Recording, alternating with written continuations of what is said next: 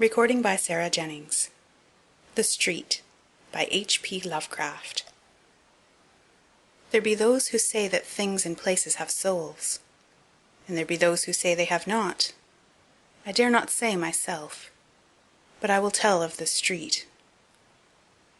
Men of strength and honour fashioned that street, good valiant men of our blood who had come from the Blessed Isles across the sea. At first it was but a path trodden by bearers of water from the woodland spring to the cluster of houses by the beach. Then, as more men came to the growing cluster of houses, and looked about for places to dwell, they built cabins along the north side, cabins of stout oaken logs with masonry on the side toward the forest, for many Indians lurked there with fire arrows. And in a few years more, men built cabins on the south side of the street. Up and down the street walked grave men in conical hats, who most of the time carried muskets or fowling pieces. And there were also their bonneted wives and sober children. In the evening these men with their wives and children would sit about gigantic hearths and read and speak.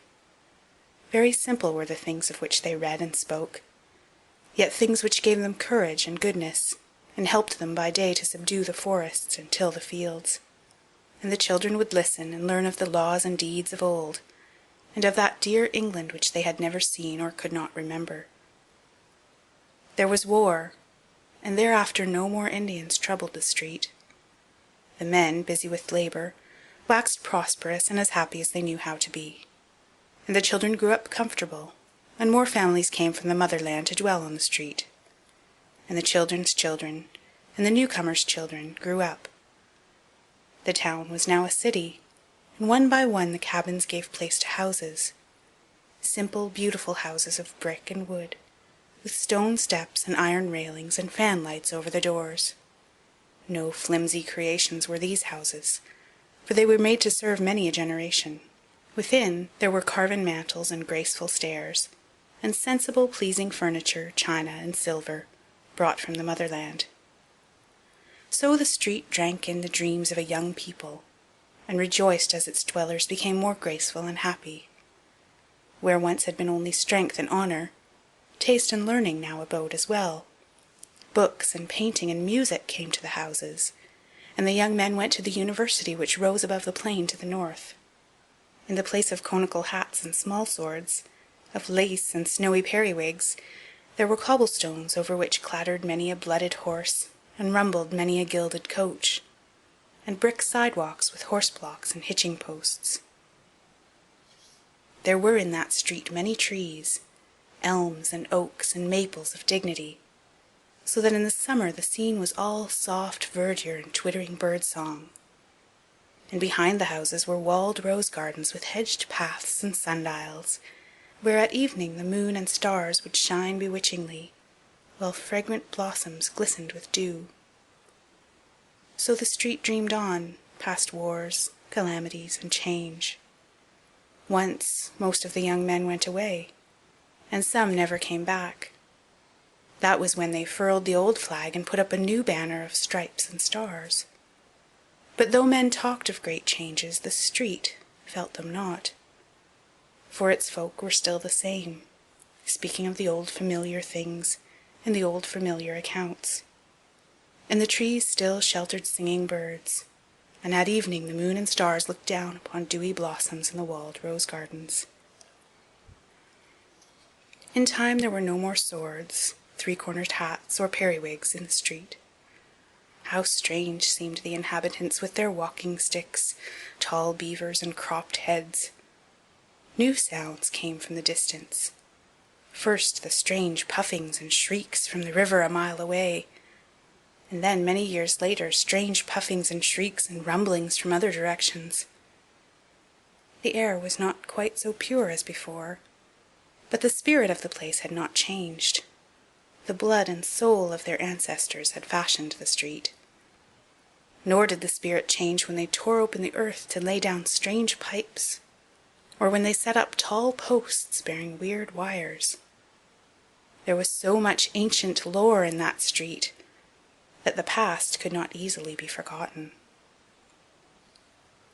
Then came the days of evil, when many who had known the street of old knew it no more, and many knew it who had not known it before, and went away, for their accents were coarse and strident, and their mien and faces unpleasing.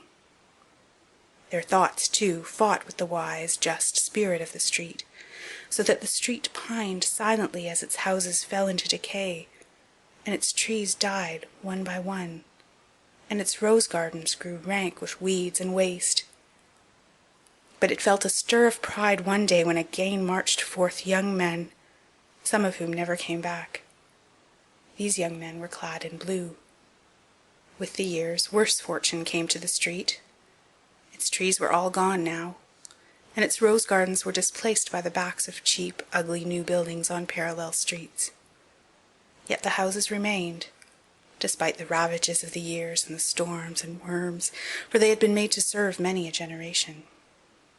New kinds of faces appeared in the street, swarthy, sinister faces with furtive eyes and odd features, whose owners spoke in unfamiliar words, and placed signs in known and unknown characters upon most of the musty houses.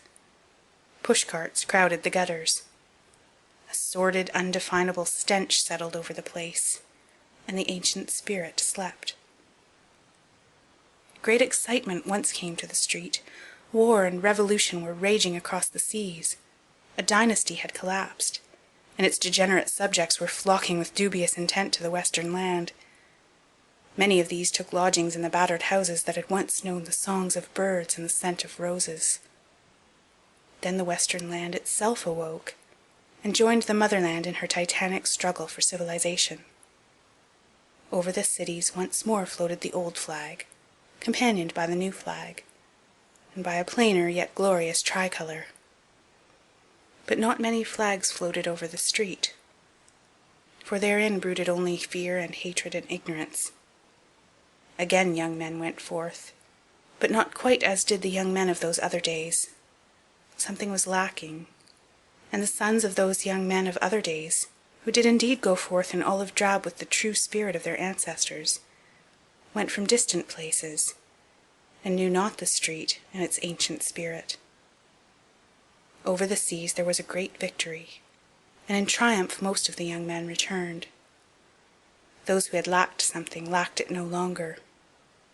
Yet did fear and hatred and ignorance still brood over the street, for many had stayed behind, and many strangers had come from distant places to the ancient houses, and the young men who had returned dwelt there no longer.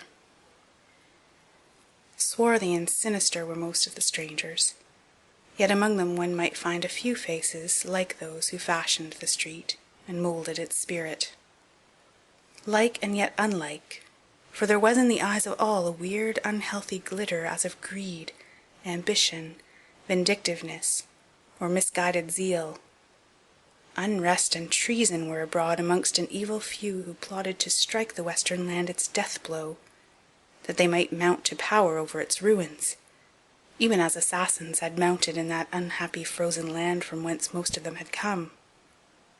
And the heart of that plotting was in the street, whose crumbling houses teemed with alien markers of discord, and echoed with the plans and speeches of those who yearned for the appointed day of blood, flame, and crime.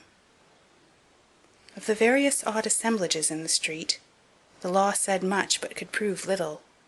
With great diligence did men of hidden badges linger and listen about such places as Petrovich's Bakery, the squalid Rifkin School of Modern Economics, the Circle Social Club, and the Liberty Café. There congregated sinister men in great numbers, yet always was their speech guarded or in a foreign tongue. And still the old houses stood, with their forgotten lore of nobler, departed centuries, of sturdy colonial tenants, and dewy rose gardens in the moonlight. Sometimes a lone poet or traveller would come to view them, and would try to picture them in their vanished glory. Yet of such travellers and poets there were not many. The rumour now spread widely that these houses contained the leaders of a vast band of terrorists, who on a designated day were to launch an orgy of slaughter for the extermination of America and of all the fine old traditions which the street had loved. Handbills and papers flooded about filthy gutters, handbills and papers printed in many tongues and in many characters, yet all bearing messages of crime and rebellion. In these writings the people were urged to tear down the laws and virtues that our fathers had exalted, to stamp out the soul of the old America, the soul that was bequeathed through 1,500 years of Anglo-Saxon freedom, justice, and moderation.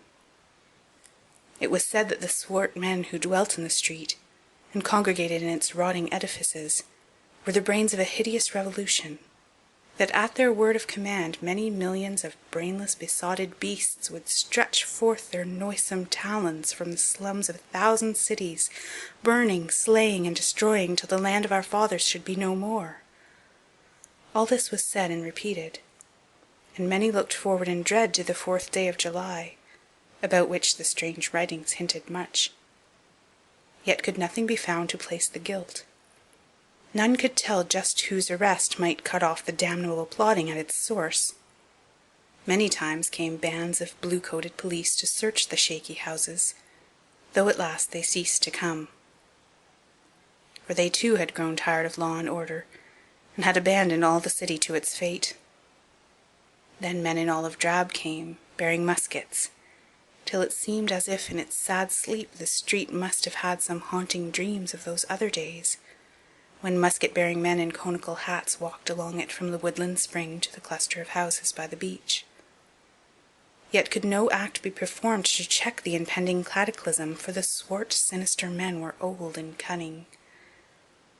So the street slept uneasily on, till one night there gathered in Petrovich's bakery, and the Rifkin School of Modern Economics, and the Circle Social Club, and Liberty Cafe, and in other places as well, vast hordes of men whose eyes were big with horrible triumph and expectation.